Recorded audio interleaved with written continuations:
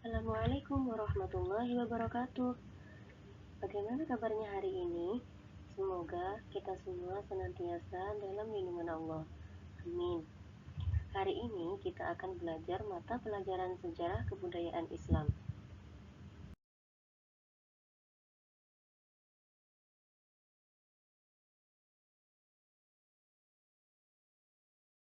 Yang pertama, kita akan membahas penaklukan kota Mekah. Atas kejadian yang menimpa Bani Khuza'ah, Nabi Muhammad SAW segera menyiapkan pasukan muslimin yang berkekuatan 10.000 tentara. Pembebasan kota Mekah terjadi pada tanggal 20 Ramadan tahun 8 Hijriah. Rasulullah berwasiat kepada pasukannya agar tidak melakukan pertempuran dan jangan sampai meneteskan darah kecuali sangat terpaksa. Tentara Islam kemudian dibagi menjadi 4 divisi. Pada divisi pertama, dipimpin oleh Zubair bin Al-Awwam dengan tugas memasuki kota Mekah dari sebelah utara. Divisi kedua dipimpin oleh Khalid bin Walid dengan tugas memasuki kota Mekah dari selatan. Divisi ketiga dipimpin oleh Sa'ad bin Ubadah yang kemudian diganti oleh putranya Qais bin Sa'ad dengan tugas memasuki kota Mekah dari arah barat. Dan pada divisi terakhir, di bawah pimpinan Abu Ubaidah bin Al-Jarrah yang bersama-sama Rasulullah memasuki kota Mekah dari arah barat laut di kaki bukit Hin. Nabi memerintahkan para panglima dan pasukannya agar tidak memerangi kecuali orang yang memerangi mereka dan juga 6 orang lelaki serta 4 wanita. Nabi memerintahkan membunuh mereka di mana saja mereka dapatkan.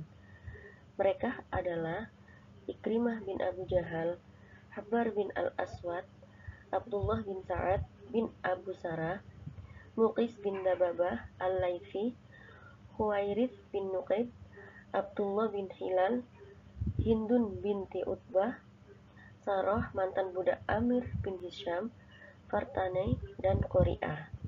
Kedua wanita terakhir ini di masa dahulu selalu menyanyikan lagu-lagu penghinaan kepada Nabi. Pada poin yang kedua, kita akan membahas cara-cara Rasulullah SAW dalam menghindari pertumpahan darah dengan kaum kafir Quraisy dalam peristiwa Fathu Mekah. Adapun cara-caranya, yang pertama yaitu Rasulullah SAW melakukan persiapan secara diam-diam, seraya berdoa, "Ya Allah, tutuplah mata-mata Quraisy agar mereka tidak melihatku kecuali secara tiba-tiba." Yang kedua, Rasulullah mengumpulkan pasukan muslimin hingga 10.000 tentara, dan beliau membaginya menjadi 4 divisi seperti yang sudah dijelaskan sebelumnya. Yang ketiga, Rasulullah juga memerintahkan para panglima pasukannya agar tidak memerangi kecuali orang yang memerangi mereka. Yang keempat, sebelum memasuki kota Mekah, pasukan muslimin berkemah di daerah yang bernama Mar al-Zahron. Rasulullah memerintahkan agar pasukan muslimin membuat api unggun yang besar, sehingga jika dilihat penduduk Mekah akan menyebabkan rasa takut di hati mereka. Dan yang kelima, keberadaan api unggun tersebut membuat Abu Sufyan akhirnya masuk Islam.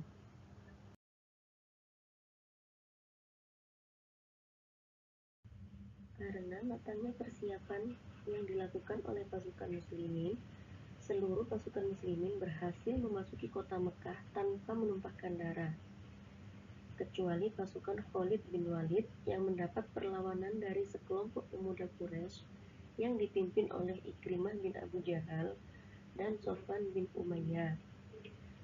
Khalid memerangi mereka dan berhasil membunuh 24 orang dari Quraisy dan 4 orang dari Hizbain. Dan pertempuran kecil tersebut mengakibatkan 2 orang tentara Islam syahid.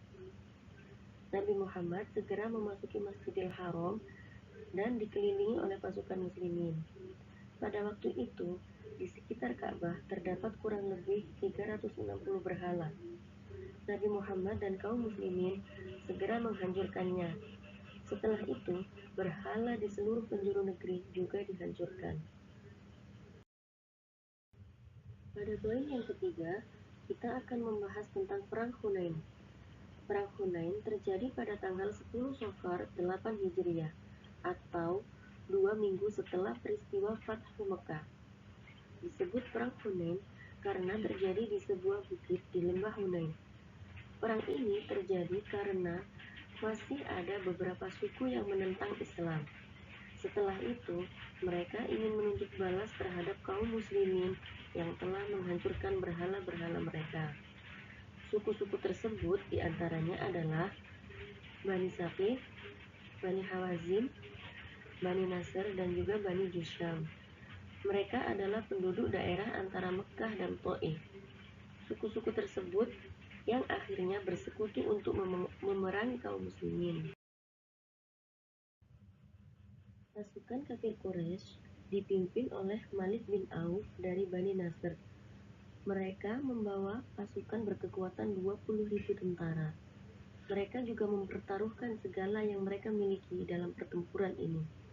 Bahkan mereka membawa serta anak dan istri mereka untuk membangkitkan semangat perang.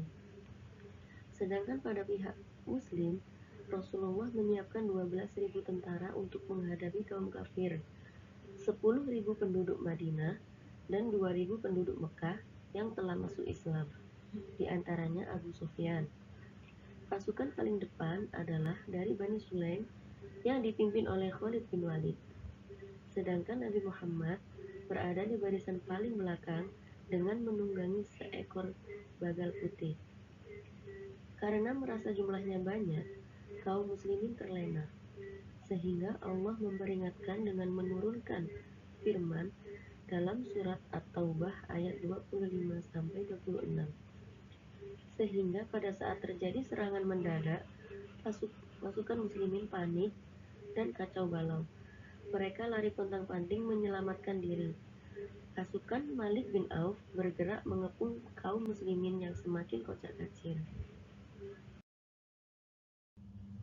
Dalam keadaan panik itu, Rasulullah Shallallahu Alaihi Wasallam memanggil pamannya Abbas bin Abdul Muthalib. Beliau meminta pamannya untuk menenangkan kaum muslimin yang sedang panik. Pasukan muslim pun mulai teratur dan terkonsolidasi.